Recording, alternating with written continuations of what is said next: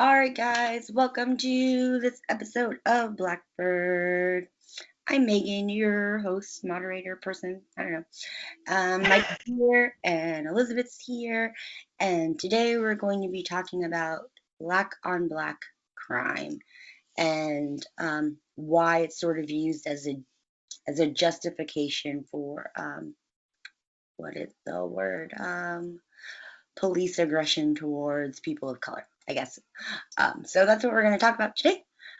Before we get into that, Mike has got your housekeeping rules. So we do have a Facebook group. Megan moderates it. The link is in the description. So if you have comments or questions or suggestions, just go on over there and let her know. And then also in the description, we have links to articles that we looked at, that we read, and that we will be referencing for your further reading. For your further edification. Big words. What? Sorry. Okay, so let's get into it. So yeah, we looked at black on black crime. We have some numbers here, and we'll get into that. And but I think, sorry, excuse me, guys.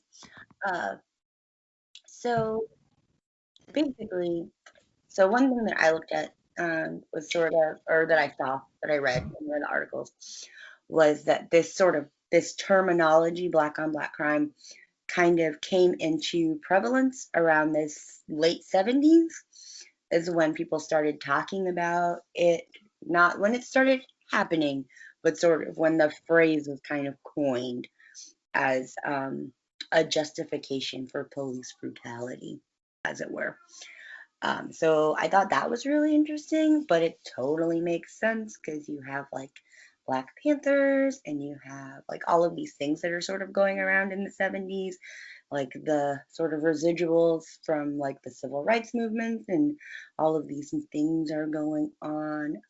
So I thought that was really interesting that that's sort of when it came into prevalence, but also there's a history of like when people bring it up as a thing, and it's basically racism. That's what it is. When you hear the term or see the phrase black on black crime, it is there to perpetuate the theory that black people are criminals and therefore we don't care, or that's why the police are always in their neighborhoods or whatever, because they're just violent. Is sort of what I found, is like that's what it is. That's what this term means. Really, like when you break it down, because I think on the surface you're like, oh yeah, like black on black crime, and like it is a problem, but it's it's a problem everywhere. Like crime, black on black crime is crime, just like white on white crime is crime. So let's get into other stuff. Micah, what did you find? So when I started on it, I found something that said that phrase specifically was coined in an Ebony article in 1979. So they did an article about black on black crime, and that's sort of where that phrase came from. But the idea of black on black crime started in this book called The Race Traits and Tendencies of the American Negro, which is published in 1896. So we're going way back. So it was a German immigrant who was for Prudential life insurance. And he wrote this book, and I think spend the next week like researching this, and we could do like an entire video on this guy and on this book. There's a link that you guys should look into. But so like the basic thing is that he was pulling statistics together about how Black people were uninsurable, essentially, that their lifespan wasn't very long, and that there wasn't anything you could do for Black people to help them live healthier, longer lives. And he was really into racial hierarchy and drumroll, white supremacy. When the book came out, the majority of people were excited about it. It was new information and it like confirmed what they thought about Black people. There was a small percentage of people that were like, A, this is racist, and B, your math sucks. Um, like truly. But they weren't so much shouted down. They just like were such a small minority that didn't really take off. Everyone else was like, yeah, like this is the Negro problem, I think is what they're it's fascinating. Like this guy is fascinating. His book is sort of fascinating, and the way that it was received is not surprising. And I think gives us sort of like, and these are problems that are still exist with insurance companies now. Right. Like he sort of like invented this whole like actuary sort of thing, and it's one of the things that fascinates me when like you look at modern day stuff and you're like, and then you look back, you're like, oh, that's where that came from. It has been part of our country and our thinking for a very long time. Is this isn't new. Like it's not a new thing. It's not a new, and I think like another like underlying thread kind of all of the things that we're talking about, which is why we're talking about them, is that these problems that we're talking about they're not new problems, and we just have never addressed them, and we don't talk about them, and so they just perpetuate themselves, right? We don't look back at our history and go, oh, like we've been doing the same thing for a really long time. Like, why don't we try something else? I think the phrase black on black crime is one of those things that you repeat without thinking. It's like, oh, did you hear that rattlesnakes are losing their rattles? Right. And you like maybe like you heard that from someone that you thought was smart and like you didn't look it up, and it's just something that you're like, oh yeah, it's a thing, and you might, unless you like look at it, you might not ever correct your thinking about it. But it is really harmful. Yes, absolutely. So, Elizabeth, what did you find? And then I want to talk about something history-wise. But Okay. what did you get? Yeah, kind of the same stuff. I saw just mentioned in passing that it dates back to even like a justification for slavery, which I'm sure like the same, like Black people are inherently violent. I'm sure it did. I feel like they had a bunch more justifications, so it probably wasn't as prevalent. Um, and yeah, it was like, again, I don't know what they're citing that for, so they might have just meant like as the 70s thing, like it feeds in. Well, Um, I think like we say that, and I'm like, oh, because I feel like I've heard something like that when it comes to slavery, and when like people oh, justify slavery, or they're like, well, like Black people sold other, like Africans sold yeah, Africans into slavery, and like warring tribes like gave these, people away. And maybe that's where it's like maybe that's the citation they're talking about, or that thought process. I don't know. I Maybe. just assumed it was one of those like, well, like, with no direction from, the ruling white people, then they just, they'll just kill each other. So that we're actually doing them a favor. Um, but what was I? So yeah. Um, so historically too, I did come across a paper that like I didn't read. It's on the Office of Justice.gov website. It's like I read the overview of it. And I just kind of wanted to note something because I was like, ooh, 83, this might not be good. But they were making very similar, like, it's not saying out and out like it's not a thing. But although, yeah, I mean, it starts and says that in about 80 to 90% of the cases, the Black victim was killed by another Black person. And like that's kind of where we are statistically now too. But it did like say, like it notes that when it happens, it's like economics is a factor,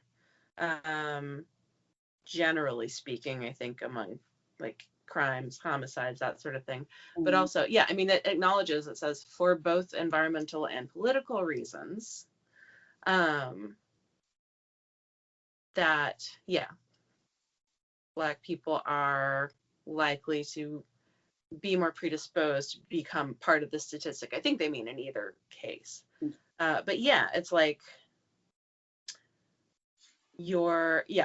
what we were talking about is like black on black, white on white, whatever, like you're more likely. And part of that is that like redlining that was in place still affects and segregates neighborhoods today. So Right. like, yes, if you're statistically more likely to kill people like in your vicinity, in your neighborhood or your community, yeah. And it happens with white people too. But yeah, I hadn't thought about the how redlining played into that too, and like how community organizing, because I know like people segregate all Mhm. the time. It's a thing we all do sometimes, I think. Mhm. um but yeah, and I also just like to have one more argument like for like redlining still being a thing and still affecting people today. So Uh, yeah, historically that's mostly what I got. so that is actually the perfect lead-in for this quote that I'm about to read you guys. So this is from, and the article will be down here or down here. I don't know where I am on Facebook. I'm gonna assume it's this. Anyway, so the article is from ABC and it's Black on Black Crime, a loaded, words, a loaded and controversial phrase. Still words. Anyway. So here's the link, and it's from a name. They're quoting an author named Muhammad, who um, sort of studied all of this. So what he talks about is really interesting. So he points to the case of European immigrants. So a wave of immigration in the late 1800s and early 1900s, mostly people coming from European countries, including Italians, Italy and Ireland, stoked resentment and sparked accusations of increased crime in immigrant communities. Um, it's like, but the response was to increase economic opportunity, police reform, and giving those newcomers a piece of the American dream by helping them own their own homes. And then he goes on to say a lot of the post World War II programs like the GI Bill, the VA benefits, FHA housing were intended to help white people who were struggling in society so that their crime rates in their neighborhoods would go down and their income would increase. And I think that's really interesting because then again, it's this like, even though like white, it's like, even though you're also an immigrant, right? You're a white immigrant, and so we're going to help you. Um, Whereas like these are the problems that affect the rates of black on black crime, right? Economy, political climate, police, right? So they did these things, right? They recognized that this was a problem in the 1900s, and they created programs to fix that. But those programs were aimed at white America, white immigrants, and they just don't do that with black people. They don't. Black people don't get the economic investment. They get more policing and they get more prisons, and that just perpetuates the problem rather than doing something where they increase economic opportunity. And I thought that was really interesting. The whole article I think is really good, so you guys should definitely read it, because it goes over like a lot of different arguments and things and why like it's not a good argument. Well, I was gonna say too, just related to that, not to mention like when like black communities do economically well, they like white people just burn them down. So like not only are they not helping, They're they're like absolutely destroying them. yeah. I also wanted to say I went because I said I didn't read that article, but I saw it, and yeah, that's Khalil Gibran Muhammad, who was the guy on that Throughline episode. Yeah, yeah, yeah. He seems very knowledgeable about a lot of this Yeah, history. I think I've seen his name before too. Yes, he's super knowledgeable. So I thought that was like an interesting point. And like you said, like also like when you do see Black communities doing well, they are actively destroyed and dismantled. Um, so um, so I guess let's talk about maybe numbers a little bit. So like there's like this the I got and it's from the FBI. It's from 2018 and it's it's just a data table and it's specifically about homicide. And so it talks about, so there's like a victim column, the number of crimes committed, and then like the race of the offender. So in 2018 there were 3,315 white victims of homicide, and 2,677 of the offenders were also white, compared to only 514 that were Black. So this idea of like, I think it's that like that number is twofold. One, Black people aren't killing white people as much as you media would have you think. And also like white people are killing white people in like in huge numbers as well. And then like the race of the victim is Black. The total number of those homicides in 2018 was 2,925, and the race of the offender is 2,600. So like it's not that huge of a gap, right? So like people are committing crimes against their own people. And when we talk about like the need for police reform, and people are like, well, you guys are you're killing each other anyway. Like, so is everybody else. But we It don't is. put like white on white crime isn't, put underneath the microscope. Like, why are white people killing each other so much? Like, we don't. And white on white is crime is not even a phrase that Right. people use. It's just crime. It's just murder. Right. It just happens. Like, what? Like, it just happens to everybody. Well, like we were talking about, like, victims and perpetrators tend to live in the same communities. So, yeah. Um, uh, That a bunch of the articles I read into talked about black on black crime being like a retort, I guess, to BLM, which I thought was really interesting because it's like distracting from the point. It's not even close to like what we're protesting anyway, what BLM is like standing for. I think it's just like, well, like I don't like what you're saying, and you need to figure out your house first before you yeah. are.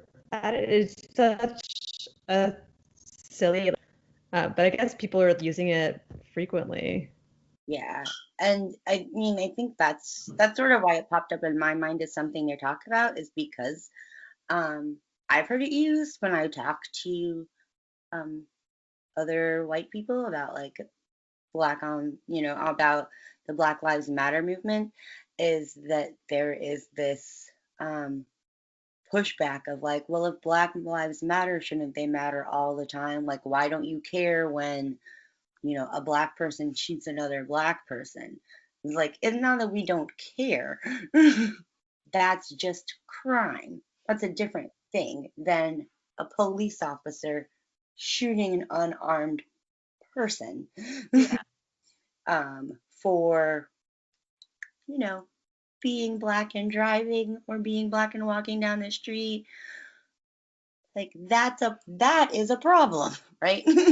Two drug dealers killing each other, or whatever crime you want to talk about over here, is a problem. Yes, that's a problem. It is not a systemic problem where police are killing unarmed Black people. That's a big problem, right? And it's not the same. They don't equate, right?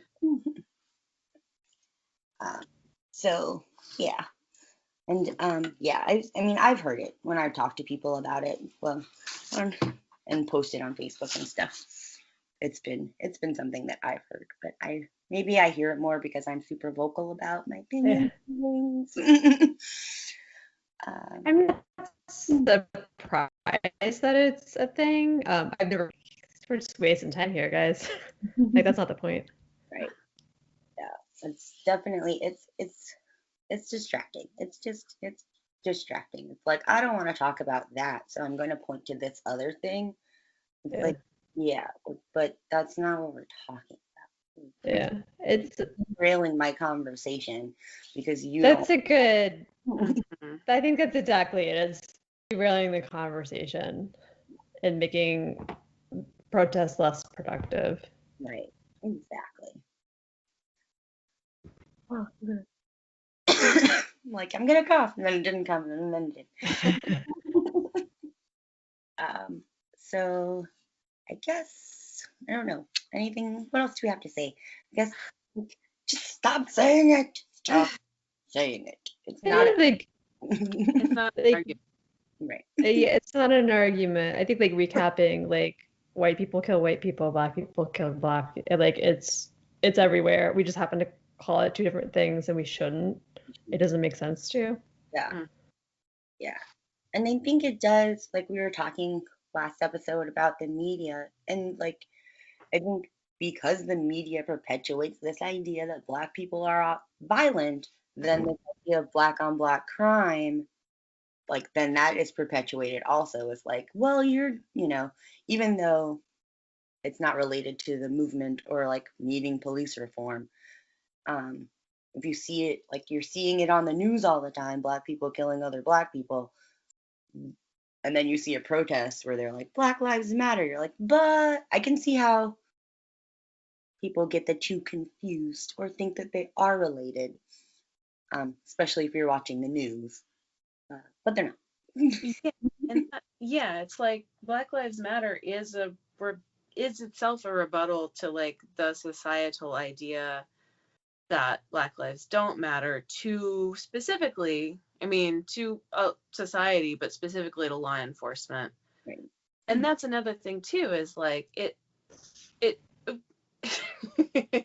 like yes, we're protesting this happening, but another thing that we're protesting is like the fact that they don't really get held accountable ever. So that's one reason it keeps happening is because there's no consequences when it does happen. Absolutely. So whereas like if a black guy kills another black guy, there are most likely going to be consequences Yeah. because they're so eager to put him away. And he doesn't have an association behind him with lawyers and like special rules for prosecution, that sort of thing. Yeah. And I think that goes into too. We're talking about, in like law enforcement and enforcing laws. And like I read somewhere in this thing, and it sort of makes sense. Like when you talk about like, yes, the rate is higher. Like there is a higher rate of black on black crime than there is white on white crime. I'm just gonna call it white on white crime. There's a higher rate of black on black crime than there is on white crime. And one of the things that I was looking at where they were talking about you arrest black men by the thousands, you put them in jail, they become accustomed to this sort of lifestyle. You put them back on the street, you don't give them any resources.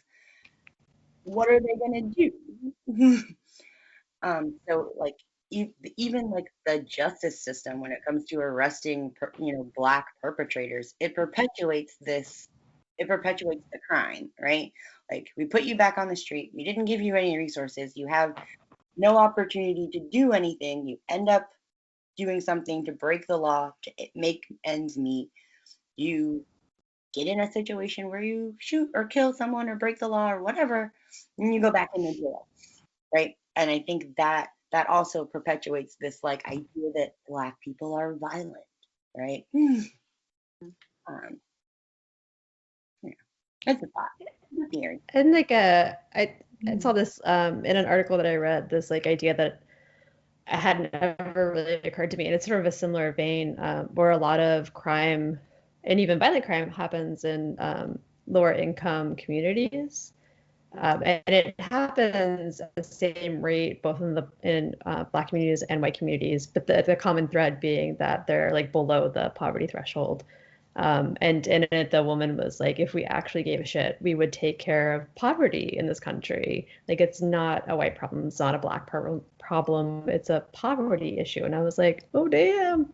That was in Teen Vogue. It was a surprisingly good article. Yeah, I didn't finish it, but I was like, go Teen Vogue. Like, Yeah. Go. this was not in any of the teen magazines we were reading. Teen Vogue was expensive. You know, I think I just assumed it was just like the other teen magazines. Maybe it's always been kind of more elevated, but yeah, it's Yeah, I was impressed. Teen Vogue. But yeah, that's interesting, and I think it's true. Like I was saying, Muhammad was talking about the 1900s and immigrants.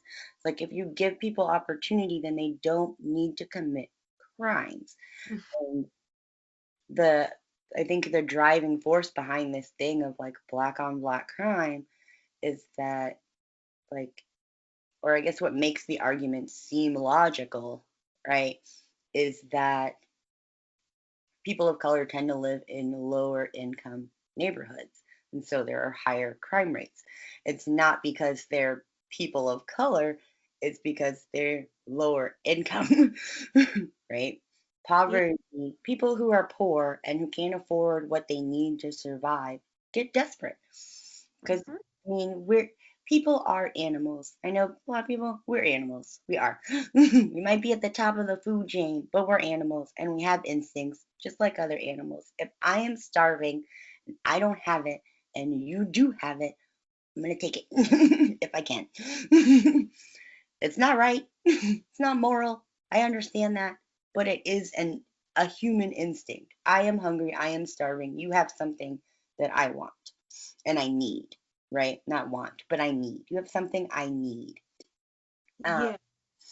And like you were saying, yeah, if we solved this problem of poverty, especially in with people of color, then I'm a firm believer that you would see crime rates go down.